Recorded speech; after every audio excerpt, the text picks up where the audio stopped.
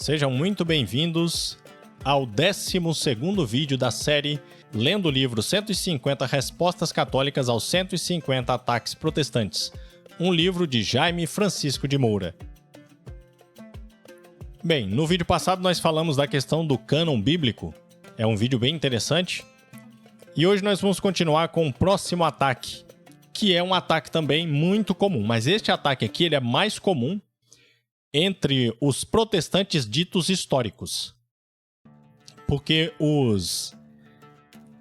esses outros grupos protestantes, pentecostais, batistas e tal, em geral, sequer sabem do que isso se trata.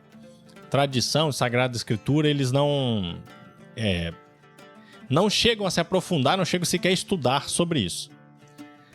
Então o ataque é o seguinte: em 1545, a doutrina que equipara a tradição com a Bíblia. O Jaime começa respondendo: na verdade, a doutrina da tradição está na própria Escritura. Infelizmente, os protestantes desconhecem ou fazem de conta que desconhecem. Então vejamos. Intimamo-vos, irmãos, em nome de nosso Senhor Jesus Cristo, que eviteis a convivência de todo irmão que leve vida ociosa e contrária à tradição que de nós tendes recebido. 2 Tessalonicenses 3, verso 6. Aqui é necessário notar o seguinte. Eu vou voltar neste texto, onde ele fala, né, em especial nesse finalzinho, que leve vida ociosa e contrária à tradição que de nós tendes recebido. Qual é a acusação feita à Igreja Católica? Que nós, católicos, na história da Igreja, inserimos tradições que não condizem com o Evangelho, assim como os judeus introduziram tradições na religião judaica, tradições extra-bíblicas. Os judeus teriam introduzido ali também, porque essas tradições foram inclusive apontadas pelo nosso Senhor Jesus Cristo no Evangelho. Mas espera aí.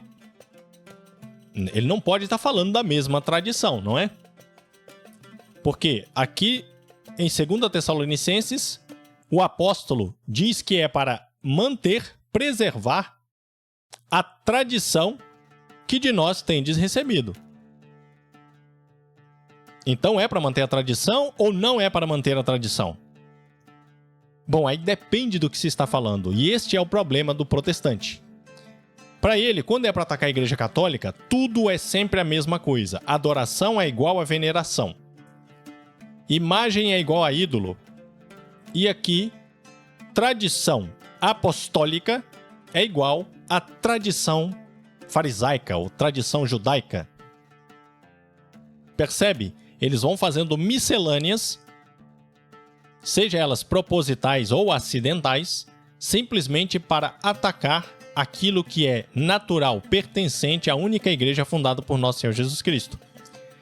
E a tradição aqui, na carta, na 2 Tessalonicenses, é exatamente a tradição apostólica. É aquilo que os apóstolos ouviram da boca do próprio Cristo e que eles mesmos estão pregando em suas comunidades. Pregando para os pagãos, para convertê-los. Isso é a tradição. Também chamada dentro da Igreja Católica de tradição oral. Tradição apostólica ou tradição oral, porque ela é anterior à Bíblia. O que havia naquela época era o Antigo Testamento, o Antigo Testamento da maneira como é o Antigo Testamento católico hoje, seguido pelos apóstolos, porque havia outras facções judaicas que seguiam outros cânons, como já foi falado no vídeo anterior. Era isso que existia na época. O que no Novo Testamento está sendo chamado de Escritura é o Antigo Testamento. Porque o Novo Testamento ainda estava sendo produzido conforme a necessidade ia surgindo. A primeira carta escrita por São Paulo foi escrita 30, 40 anos depois da morte de Nosso Senhor. Quando os protestantes falam sola escritura, sem a Escritura não há salvação, então peraí, os próprios apóstolos foram condenados ao inferno. E todos aqueles que eles ensinaram também o seriam. E mais 30, 40 anos de cristianismo, todas as pessoas sendo condenadas ao inferno. E o pior, isso ainda gera uma outra consequência mais grave. A própria Sagrada Escritura não teria validade, já que estes apóstolos estavam fazendo aquilo que era contrário ao que Jesus ensinou, de acordo com os protestantes. Porque se era tão importante escrever, por que nosso Senhor Jesus Cristo não falou para eles, olha, não, peraí, nada de pregar, nada de falar, não, escrevam primeiro. Não, a Escritura foi surgindo como necessidade. As cartas de São Paulo, é só observar bem, em geral, no início, ele já dá uma introdução, dizendo que aquilo ali é para clarificar uma dúvida ou para complementar algo que ele já havia ensinado presencialmente, oralmente, a tradição apostólica que ele já havia inserido naquela comunidade. Mas é lógico, como a Igreja Católica Apostólica Romana, desde o princípio, sempre foi integrada por seres humanos falhos, muitas dessas pessoas analfabetas, era necessário que o magistério fosse instruindo estas pessoas nas dúvidas que surgiam. Até os apóstolos que estiveram presencialmente com Cristo tinham dúvidas. O primeiro concílio de Jerusalém foi por quê? Porque eles estavam na dúvida. E aí, é pra gente continuar seguindo os ritos judaicos? Para os novos integrantes do catolicismo? Os próprios apóstolos não sabiam. A igreja não estava com todas as respostas prontas. Por isso, nosso Senhor Jesus Cristo deixou um magistério e uma igreja física e visível. Esse é um dos motivos. Apacenta as minhas ovelhas, como nosso Senhor Jesus Cristo ordenou a Pedro. Isso é parte deste apacentar. Explicar aquilo que há dúvida entre os fiéis. Alguém tem que bater o martelo e dizer, é isso, é aquilo. Como nós vemos em Atos dos Apóstolos no Concílio de Jerusalém. Eles debatem, o Papa Pedro traz uma opinião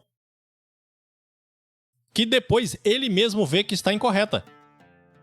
Após os debates e as discussões, quando Paulo vem e abre os olhos dele. Mas quem é que toma a decisão no final? É Pedro. É ele quem dá a palavra. Ele ouve os seus bispos, seus irmãos bispos, e dá a palavra final, auxiliado pelo Espírito Santo. É a mesma coisa até hoje. Com todos os dogmas da igreja, foi desta mesma maneira. Esse é o magistério. O Papa e os bispos. Ensinando a igreja. Ou seja, todos nós católicos.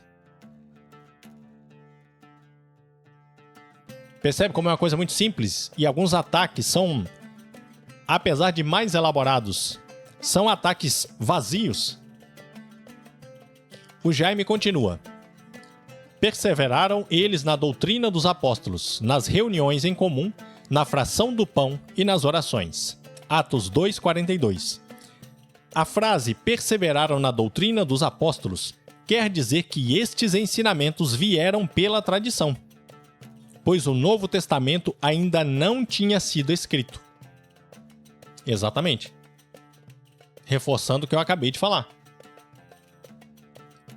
Se você é salvo somente pelas Escrituras, todas aquelas consequências que eu falei teriam feito com que qualquer religião que se propusesse a ser cristã fosse falha.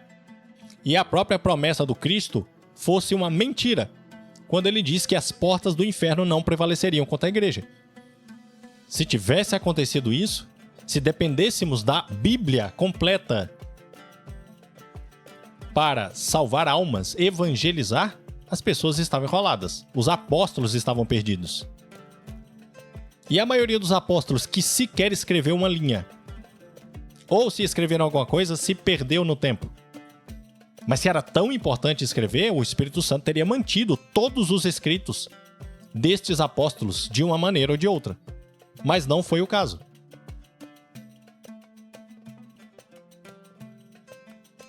Ele continua: o que aprendes, recebestes, ouvistes e observastes em mim, isto praticais, e o Deus da paz estará convosco. Filipenses 4, verso 9. Aqui a palavra ouvistes vem da tradição, ensinamento oral. Exatamente. Eles poderiam muito bem ter colocado aqui, lestes. O próprio Senhor Jesus poderia ter falado exatamente isso. O que lestes de mim? Onde é que estão os escritos de Jesus? Se era tão importante escrever, se não haveria outra maneira das pessoas se salvarem, o próprio Senhor Jesus teria deixado tudo escrito. E aqui ainda tem um agravante. Mesmo depois que os livros que comporiam a Bíblia, o Novo Testamento, começaram a ser escritos, nós tínhamos um outro problema. A maior parte da população passou séculos sendo analfabeta. E aí? Vamos supor que a imprensa já existisse desde o século I. Todo mundo tivesse uma Bíblia na mão. Facilitaria o processo de alfabetização, beleza. Mas ainda assim você teria centenas de milhares ou de milhões de analfabetos no mundo. Se a pessoa tem a Bíblia na mão, mas não consegue ler, e aí? Estaria condenada? Percebe? Há uma série de buracos neste argumento que parece ser muito lógico. E aqui eu não estou tirando em nenhum por cento, em nenhum milésimo, a importância da Sagrada Escritura. Ela só tem que ser colocada em seu devido lugar dentro da Igreja Católica Apostólica Romana. Porque sendo um livro, ou seja, um conjunto de livros, uma pequena biblioteca escrita pelos católicos, ela tem que ser aplicada dentro da Igreja, interpretada e ensinada pelo magistério. Porque senão ela corre o risco, que é o que acontece hoje no mundo protestante, de virar qualquer coisa. De ser interpretada de qualquer jeito, ao bel prazer, de acordo com a conveniência e a necessidade de quem está com a Bíblia na mão. Ou gerar uma horda de desigrejados, que é o que vem crescendo no mundo protestante, que é muitas vezes pessoas que saíram da Igreja Católica sem nunca ter lido nada sobre a Igreja Católica, nunca ter vivido como um católico de verdade, sai da igreja falando asneiras, como as apresentadas neste livro. Todos estes ataques são asneiras contra a Igreja Católica. A pessoa sai, vai para uma seita protestante. Aí começa a pular de seita para seita, porque ela começa a ver os buracos que tem ali dentro. Até o ponto em que, a lavagem cerebral que foi feita na cabeça dela não a permite voltar para a Igreja Católica e estudar de fato. E buscar de fato, procurar a igreja verdadeira, inicial, fundada por Cristo de fato. E ele também vê uma série de buracos nas igrejas protestantes, dado a este problema, da série infinita de interpretações, e de cada um arvorando as autoridades para si mesmos. O que ele faz? Bom, se é esta bagunça, se cada um pode interpretar a Bíblia, eu também posso. Eu pego a Bíblia e a interpreto. Percebe como só a Escritura é uma farsa? Não se sustenta nem na própria Escritura, como mostrado aqui, nem na realidade, no mundo físico. Prova disso, os próprios apóstolos pregaram. A tradição oral vem primeiro. A Bíblia é uma consequência da tradição oral. Ele continua: ficai firmes e conservai os ensinamentos que de nós aprendestes, seja por palavras, seja por carta nossa.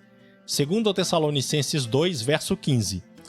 A frase seja por palavras é ensinada através do ensinamento oral. Eu acho que de tudo que foi lido aqui até agora, este pequeno trecho, ele não deixa dúvida. A pessoa tem que estar muito mal intencionada contra a Igreja Católica para não entender isso que está escrito aqui. Ou fazer toda uma ginástica mental, pensando versos, em especial do Antigo Testamento, para tentar rebater isso que está aqui claro, cristalino. O que de nós aprendeste, seja por palavras. Em primeiro lugar, ele põe palavras. Depois é que ele fala da carta. Até aqui nesta frase, a tradição oral vem primeiro. A tradição apostólica vem primeiro. Porque a autoridade foi dada a Cristo aos apóstolos e não à Bíblia. Percebe? O poder de ação foi dado aos homens escolhidos por Cristo. Para cobrir um buraco necessário em algumas comunidades, eles foram escrevendo. E naquilo que era necessário, o Espírito Santo auxiliando, para que eles não cometessem falhas naquilo que estavam escrevendo. Posteriormente, esta mesma igreja que escreveu estes livros, os sucessores dos apóstolos, foram preservando estes escritos e depois escolhendo quais estariam e quais não estariam no cânon. Não ocorreu como os protestantes pregam. A Bíblia não teve surgimento espontâneo. Brotou de uma árvore de Bíblia. Caiu do céu de paraquedas com capa e zíper. Não. Isso é um absurdo. Aí tem um argumento que é um pouco mais elaborado, né? Ele parece ser assim um argumento matador. Ah, mas aquilo que está inspirado na Bíblia veio antes da igreja. Porque é a palavra de Deus. Bom, aparentemente isso é um argumento matador. Mas vamos pegar esse mesmo raciocínio e voltar um pouco mais. Para haver palavra de Deus, primeiro tem que haver um Deus. Que é a Santíssima Trindade, que está lá desde o princípio. E seguindo esta mesma lógica, a igreja veio primeiro, porque Cristo é a cabeça do corpo que é a igreja. É Cristo e os cristãos, católicos, apostólicos, romanos. Eis aí a igreja. Então, até por esta visão, até por esta parte do argumento, a igreja veio antes da Escritura. Porque aquele que profere a palavra veio antes da palavra.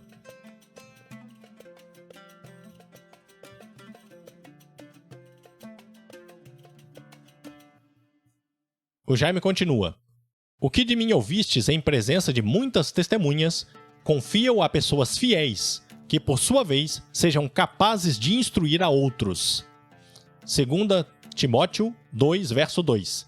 Eis aqui a tradição, ensinamento oral. Nem tudo está na Bíblia. Além disso, neste pequeno trecho também da Sagrada Escritura, nós vemos o magistério. Olha o que Jesus está falando, olha o que o apóstolo está falando aqui, que é para confiar a qualquer pessoa que tenha uma Bíblia na mão? Não, você não precisa selecionar ninguém não, tá? Entrega a Escritura, cópias das Escrituras para todo mundo e o Espírito Santo inspirará todas as pessoas para fazer o que é correto. Não, a ordem dele aqui é para que aqueles que ele impôs a mão, aqueles que ele escolheu, escolhessem outros. A sucessão apostólica. Somente a Igreja Católica Apostólica Romana tem esta sucessão apostólica, rastreável até os apóstolos, até Cristo. E é por isso que os protestantes fogem tanto da história da Bíblia, da história da Igreja. Porque o máximo que eles vão conseguir rastrear é só até Lutero. E ainda Lutero que eles renegam. E até uma coisa muito curiosa, né? Porque Lutero é tratado como se fosse um grande herói da salvação do cristianismo. Mas os protestantes ficam pianinhos quanto à vida de Lutero. Por que será? A maioria sequer conhece a história de Lutero. E aqueles que conhecem, colocam debaixo do pano. Não, vamos deixar isso pra cá e tal. Ele foi o reformador. Ué, mas se ele voltou ao cristianismo, ao que ele era nas origens, como é que não é todo mundo luterano? Como é que todos os protestantes não são luteranos?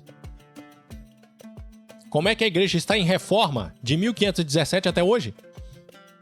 A cada denominação, a cada seita que surge, uma nova reforma? Esse homem não era tão espetacular? Porque ele não é venerado em todas as igrejas protestantes? Quando falam dele, no dia da comemoração da reforma protestante, passam por cima da história dele. Em muitos lugares é um dia mais para atacar a Igreja Católica do que para enaltecer esta figura heróica.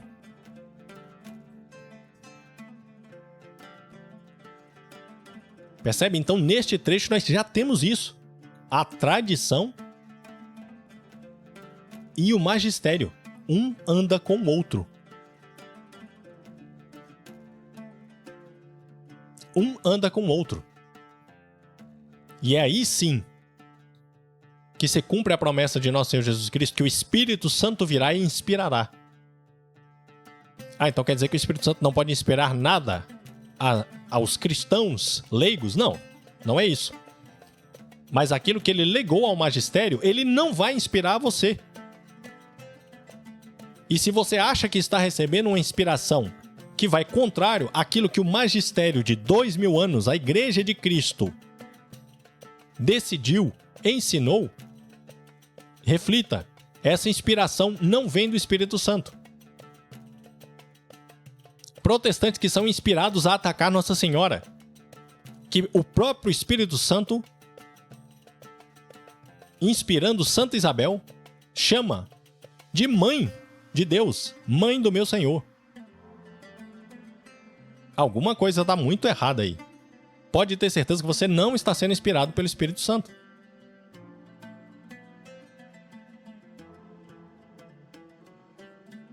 O Jaime continua. Portanto, é São Paulo que equipara o ensinamento oral, a tradição, com o ensino. Vou começar de novo. Portanto, é São Paulo que equipara o ensinamento oral, tradição, com o ensinamento escrito, ou Bíblia. Exatamente. Neste pequeno trecho aqui, o próprio São Paulo equipara os dois.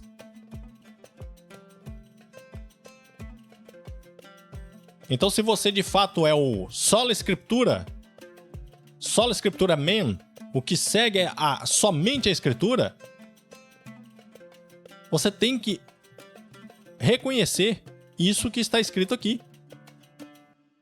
Não é a Igreja Católica malvadona que faz esta equiparação. É o próprio Paulo. E aí? Mas automaticamente, se você reconhecer que Paulo fez isso aqui, o teu sola escritura vai pro chão. É destruído na hora. Caindo o sola escritura, você começa a ver o castelo de cartas que está montado sobre ela. Enquanto a Igreja de Cristo verdadeira está montada sobre Pedro, que é o primeiro Papa, e os bispos, os primeiros bispos, os apóstolos, as denominações protestantes estão assentadas sobre um castelo de cartas, chamado Sola Escritura, criado por Lutero. Quando você puxa a carta da Sola Escritura e ela se queima, todo o restante cai no chão.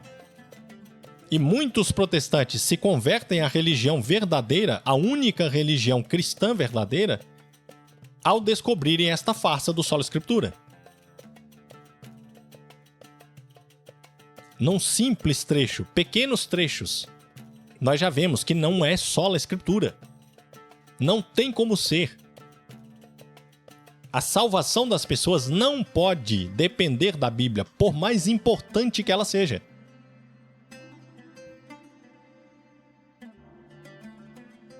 A igreja não pode se limitar à Bíblia. E como eu já falei em vídeos anteriores, há que se tomar muito cuidado, porque no meio protestante existe uma bibliolatria em muitos lugares.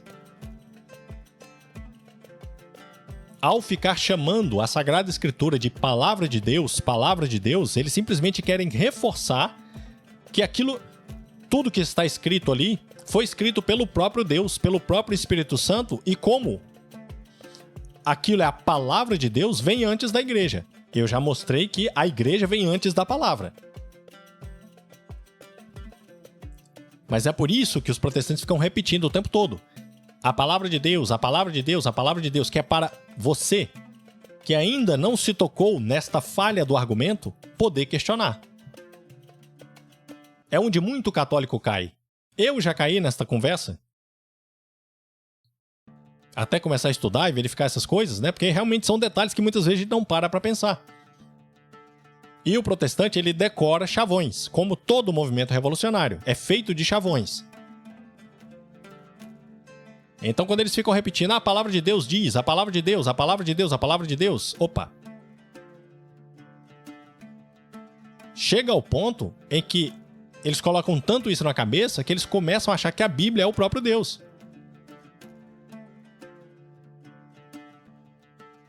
E aí, quando nós mostramos isso aqui, opa, pera lá. A Bíblia é a palavra de Deus escrita. É parte da palavra de Deus que foi escrita. Mas não pode se resumir. Deus não pode se resumir a uma pequena quantidade de livros, por melhores que eles sejam, como é o caso da Bíblia.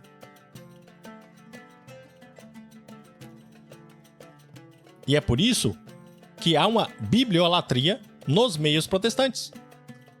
Porque colocam a Bíblia em um pedestal onde ela não deveria estar. Tem que estar num pedestal, claro, pela importância que tem, mas não no lugar de Deus. Por isso, o correto é chamar Sagradas Escrituras. Aquela música católica, né, muito tocada também nas igrejas católicas, na minha opinião, não deveria ser tocada. Não em um ambiente onde você pode confundir as pessoas. Porque ouvem dos protestantes o tempo todo falando a palavra de Deus, a palavra de Deus, a palavra de Deus.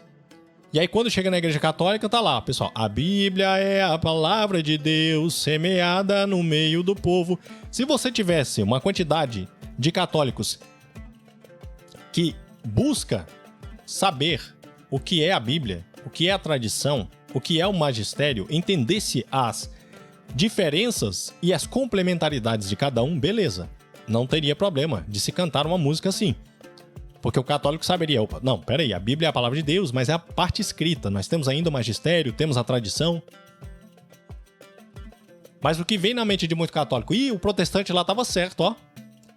Se aqui na própria igreja católica nós estamos cantando que a Bíblia é a palavra de Deus, então eles estão certos. E se é a palavra de Deus, ela veio antes da igreja. E se veio antes da igreja, a igreja está errada e a tradição está errada. Percebe? O argumento é aí onde eles vão enganando muitos católicos. Porque de fato não é um argumento simples de ser rebatido. Diferentemente de outras acusações feitas aqui durante este livro, que nós já falamos nos outros vídeos, esta aqui é mais elaborada. Mas perceba que não é nenhum bicho de 7 cabeças. Com pequenos trechos da Sagrada Escritura, nós já conseguimos desvendar este mistério. E o Jaime continua. Alguns ainda acusam a igreja de seguir tradições humanas. Isso não é verdade. Tradição dos homens, chamada tradição dos antigos, Mateus 15, verso 2, são as tradições de Lutero, Calvino e outros que eles seguem. Nós católicos seguimos a tradição apostólica, recomendada por Paulo, em todos estes textos já comentados, e pelo apóstolo João, em 2 João 12, verso 3 e João 14. A própria Bíblia diz que nem tudo está nela. Portanto, a tradição completa a Bíblia. Ou porque Jesus não ensinou, João 16, 12, ou porque não foi escrito, João 20, verso 30 e 21, verso 25. Os concílios nada mais fazem que confirmar as verdades as quais sempre foram autênticas. Exatamente. Aqui ele explica melhor aquilo que eu falei antes, que é o argumento dos protestantes para equiparar Igreja Católica, na cabeça deles, caída, com o judaísmo caído. Ah, ambas têm tradição, olha aí. Tá bom, bonitão. Você está dizendo que a tradição dos homens, criadas lá no judaísmo, são as mesmas tradições ou equivalentes dentro do catolicismo? Para poder dizer que esta igreja, fundada por Cristo, não foi fundada por ele? Que a igreja decaída?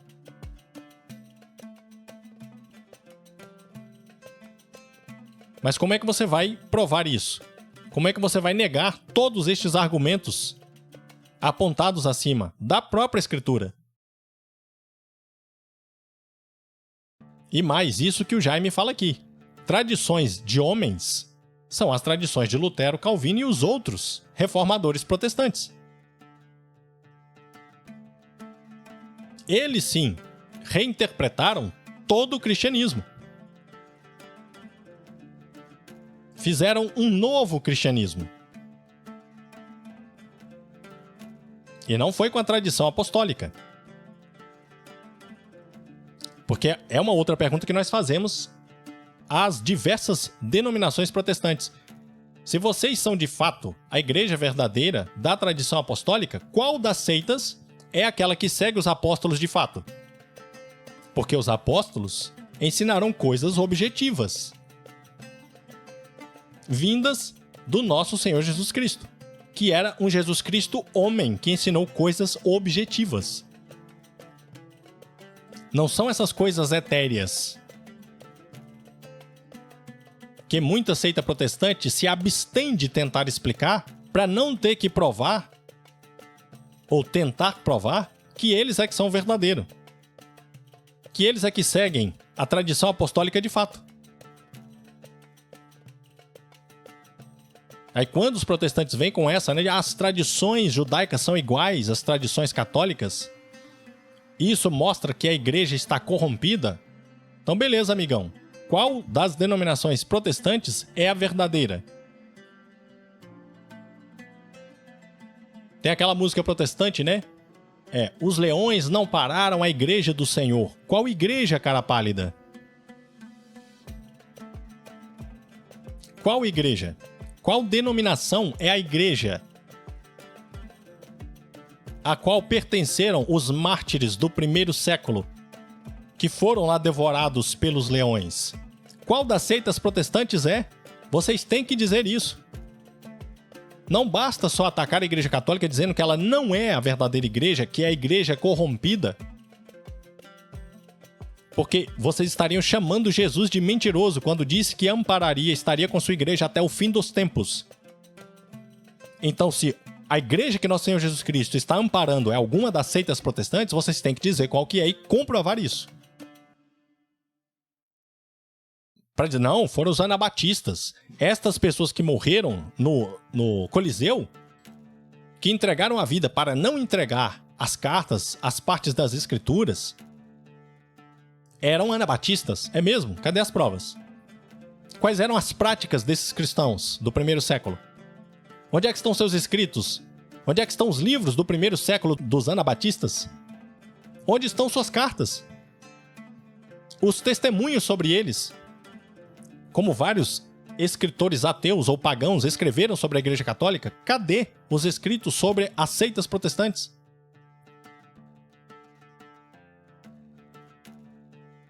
Ah, são os pentecostais? De qual? De qual seita? De qual? Da Universal? Cadê o rastreio até os apóstolos? De qual das milhares, centenas de milhares pentecostais é de fato rastreado até lá? É uma pergunta que vocês têm que se fazer, já que acusam a Igreja Católica de não ser a verdadeira por ter criado tradições como os judeus corrompidos fizeram. E essa é uma desculpa usada pelos protestantes para tentar suplantar a Igreja Católica.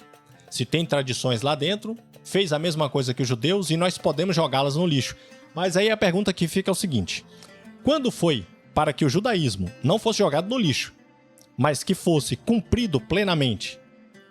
Quando foi para que o judaísmo fosse cumprido plenamente, Jesus, o nosso Deus, encarnou, veio até a terra e determinou isso, fundando uma nova igreja sobre Pedro, primeiro Papa, e os bispos apóstolos.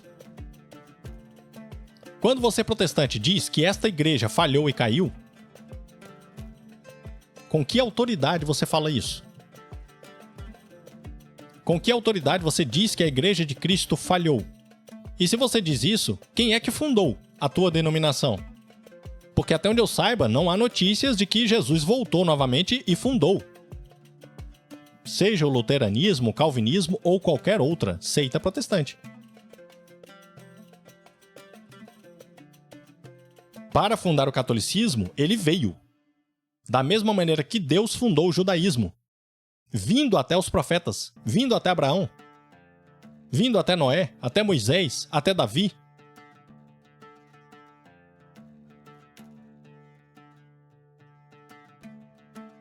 E o nosso Senhor Jesus Cristo encarnou e veio até nós para cumprir o Antigo Testamento e fundar a sua nova igreja, a Igreja Católica Apostólica Romana.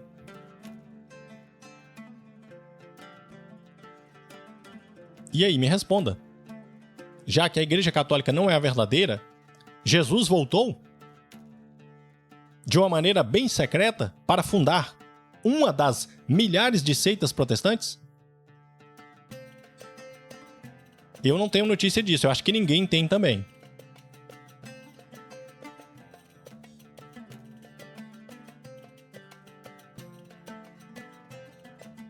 Há vídeos na internet, né? Há vídeos de influências protestantes das mais diversas denominações em que eles começam a falar alguma coisa, em geral alguma tragédia, pagando de profetas ou retransmitindo o que um pseudo-profeta falou.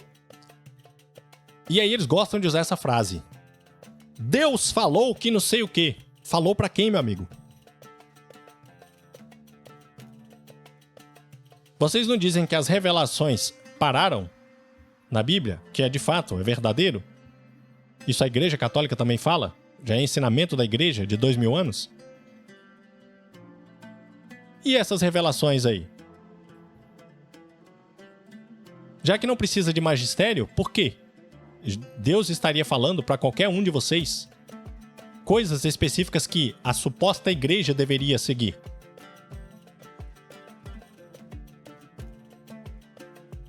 Se as revelações de Fátima, quando Nossa Senhora apareceu, são todas falsas, aparições demoníacas, etc, etc, como são acusadas pelos protestantes as aparições de Nossa Senhora, embora tudo aquilo que foi falado tenha acontecido e os milagres ali realizados tenham sido presenciados por milhares de pessoas e as conversões fluindo e fluindo e fluindo até hoje, se isso aí é inspiração demoníaca porque é para além da revelação, de acordo com os protestantes, já que as aparições de Nossa Senhora em momento algum contradizem as revelações, aquilo que está na Sagrada Escritura e o que está na tradição,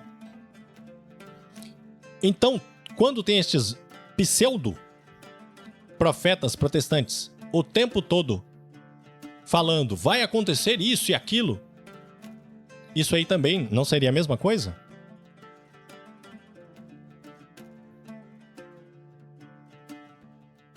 Percebe? São armadilhas criadas pelos próprios protestantes, que eles fogem de explicar, para não cair em contradição. Porque caindo em contradição, eles vão ter que ou inventar uma mentira para sustentar a mentira anterior, ou admitir que estavam errados. Como alguns de fato fazem. Os ex-protestantes honestos começaram assim.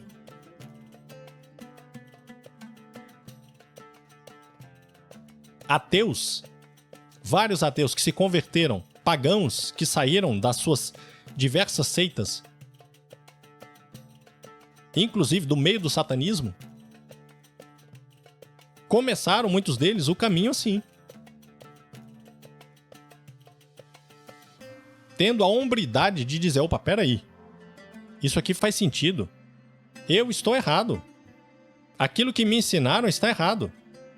Vou pesquisar, vou atrás da verdade.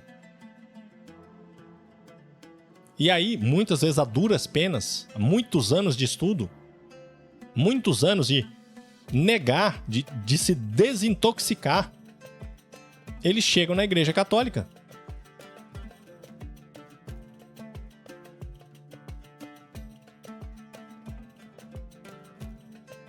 Então é isso, pessoal.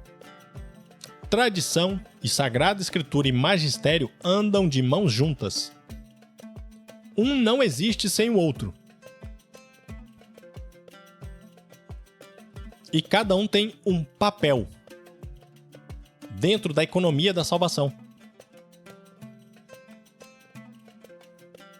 Eu espero que vocês tenham gostado desse vídeo. Curta, comente e compartilhe se você tiver gostado. No próximo vídeo falaremos sobre um outro dogma bastante atacado pelos protestantes, mas isso nós vamos deixar para o próximo vídeo. Um abraço, fiquem com Deus, em nome do Pai, do Filho e do Espírito Santo. Amém.